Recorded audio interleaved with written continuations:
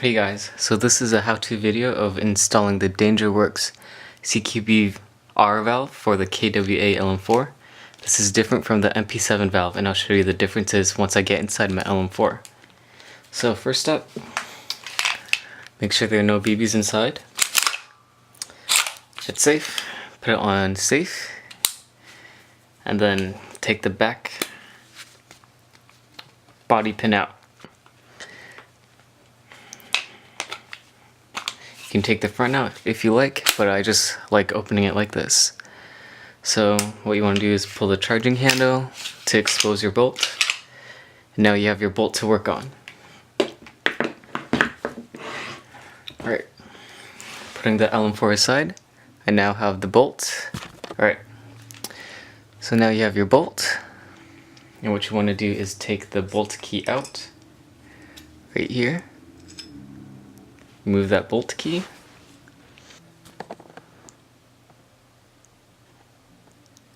Right, so there's a tiny C-clip in here, and you're going to want to remove that using a flathead or hex screwdriver, whatever you have laying around. It's a little tricky at first, but with time it'll become easier. So you just want to have one of your hands holding the C-clip so that it doesn't move, and the other one to punch it out. There we go.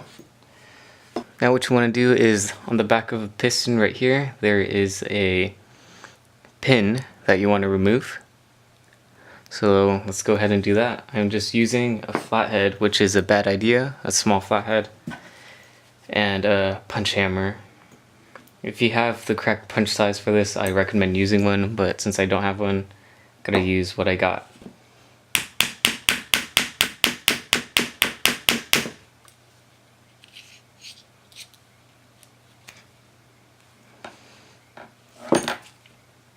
Alright, so now the pin is out. Just set that aside also. And now the back of the piston should separate from the body. Alright, like that. So now what we want to do is to expose the valve, and what we want to do is to punch this pin out. So this pin has two sizes, bigger and smaller. You want to work on the smaller side, so we're just going to punch that out. And be careful, it might be smart to leave this back in so that the valve doesn't hop out because of the spring.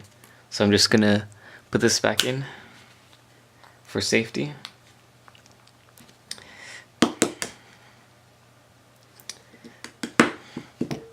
So the pin's out, and now pulling this out, the pin should come out with the spring.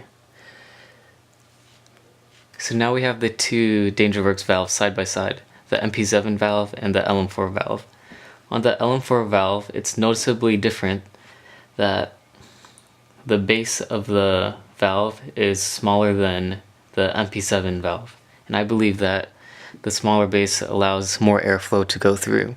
When using the MP7 valve in the LM4, the FPS reduces way too much, so that's why Dangerwerx invented the LM4 valve, so that the FPS could go down around 330 to 350 without reducing it too much to 260 with the MP7.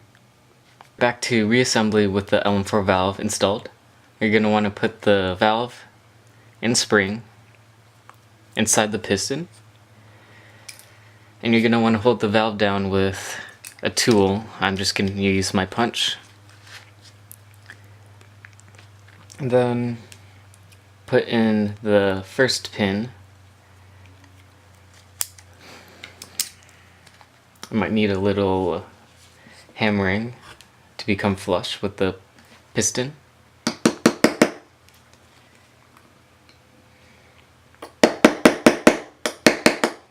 Right. Just in case you're wondering if you have your valve correctly installed inside your piston, there it is. You can see the pin on the back of the valve. Next, you're going to want to take the end of the piston, simply put it back in, take the pin,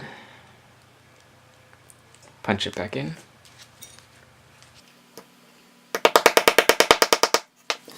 and make sure that the pin is flush so that it doesn't scrape inside your bolt. So that looks good. Almost done. You're going to put the bolt back inside the bolt carrier, or the piston back in the carrier, and put the C-clip back in. The C-clip is much easier putting back in than taking out.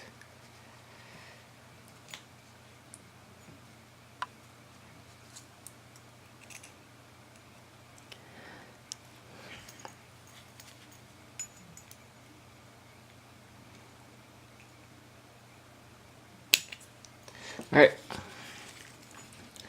now all that's left is to put the bolt key in. And now, make sure it's working. So before you put your bolt back into your LM4, you want to lube it up and also lube the piston so you know it runs flawlessly. I'm using murder oil heavy as an alternative to silicone oil, and I really like this. This is not supposed to swell up your hop-up bucking unlike silicone oil does. So I'm just gonna apply a little bit to my bolt.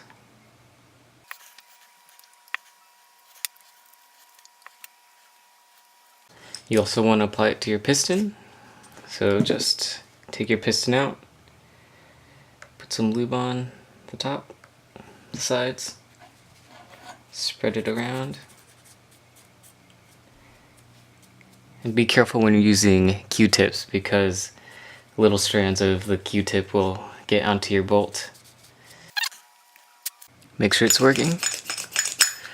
Working perfectly. You also want to apply some silicone oil or murder oil into the inside of the charging handle right here. This is where it makes a lot of contact with the bolt. And put a little bit on the top of the bolt. So let's go ahead and do that.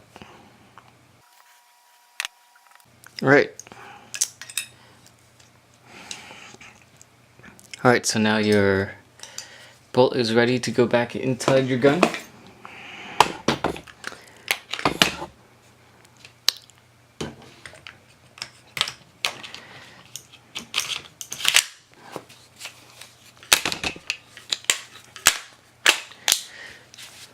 Make sure the bolt can charge perfectly.